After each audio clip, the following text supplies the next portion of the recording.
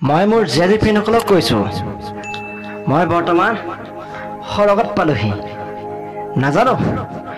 ইমান সোনকালে কেনেকৈ আহিলোঁ ছিংগাপুৰলৈ গৈছিলোঁ ফেষ্টিভেল কৰিবলৈ ভাবিছিলোঁ তাৰ পৰা উভতি আহি আধৰুৱা কামবোৰ কৰিম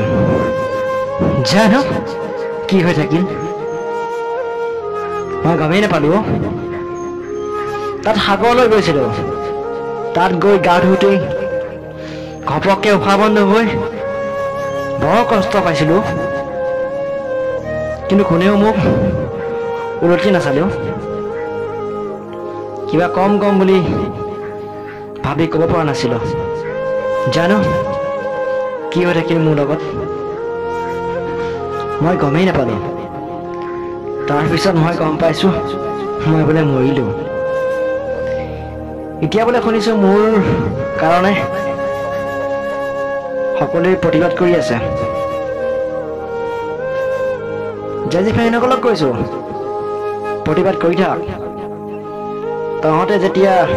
মোৰ লগত কি হ'ল গম নাপাবি তেতিয়ালৈকে